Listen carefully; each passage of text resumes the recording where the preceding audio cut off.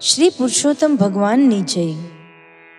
અધ્યાય 26 વ્રત છોડવાના વિધિ નિયમો।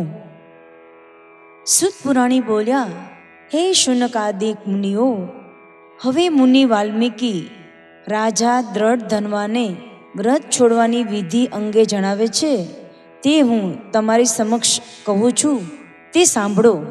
વ્રત કરનારે આખા પુરુષોત્તમ માસ દરમિયાન એકટાણું કરવું, તેણે બ્રાહ્મણોને જમાડીને નિયમ છોડવો, જેણે વિના માગ્યે ભાણામાં જે પીરસાય તે જમવા નિયમ લીધો હોય, તેણે સોનાનું દાન કરીને નિયમ છોડવો।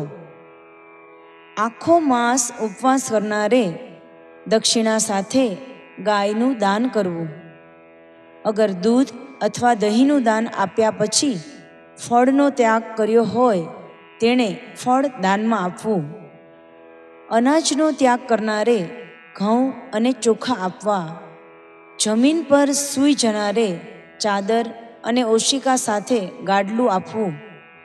ઝાડના પાંદડા ખાઈ રહેનારે ઘી સાકરવાળા ભોજન કરાવવા। મૌન ધારણ કરનારે ઘંટી અને તલનું દાન કરવું। જે વ્રતધારીએ નખ અને વાળ વધાર્યા હોય, તેમણે દર્પણ આપવું। જોડા ન પહેરનારે જોડાનું દાન કરવું। મીઠાનો ત્યાગ કરનારે સાકર દાનમાં આપવી। દરરોજ ઘીનો દીવો કરનારે તાંબાના વાસણમાં પિત્તળની દીવી મૂકી 40 ભાર સોનાનું દાન કરવું। એકાંતરે ઉપવાસ કરનારે 8 કળશોનું દાન કરવું। આ બધા કળશો વસ્ત્ર સહિત તથા સોનાયુક્ત હોવા જોઈએ। અંતે 30 લાડુ, છત્રી, બળદ અને પગરખાનું દાન કરવું। આ માસમાં એક જ જાતનું ભોજન લેનારને મોક્ષ મળે છે। એક જ વખત ભોજન લેનાર રાજા બને છે। અડદ ન લેનાર નિષ્પાપ બની વૈકુંઠ લોકમાં જાય છે।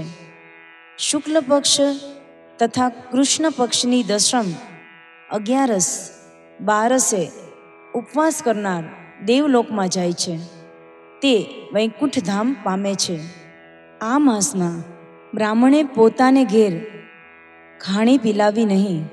આ દોષને લીધે તે ચાંડાળ યોનિમાં જાય છે અને કોઢના રોગથી પીડાય છે। ઉપરાંત શુદ્ર જાતિના મનુષ્યો દર્ભો ઉખેડવા નહીં, કપિલા ગાયનું દૂધ પીવું નહીં, ખાખરાની પતરાવળીમાં જમવું નહીં, પ્રણવ એટલે કે ઓમ મંત્રનો ઉચ્ચાર કરવો નહીં, પૂરા ડોશ ખાવો નહીં, જનોઈ પહેરવી નહીં, વૈદિક ક્રિયા કરવી નહીં આદિ નિષેધ કરેલ છે। આનાથી વિરુદ્ધ જનાર નર્કમાં પડે છે। આ નિયમો પ્રમાણે વ્રત કરનાર પરમ પદ પામે છે। શ્રી ભુવન્નાર દિય પુરાણના પુરુષોત્તમ મહાત્માનો વ્રત છોડવાના વિધિ નિયમો નામનો 26મો અધ્યાય સંપૂર્ણ। અસ્તુ। શ્રી પુરુષોત્તમ ભગવાનની જય।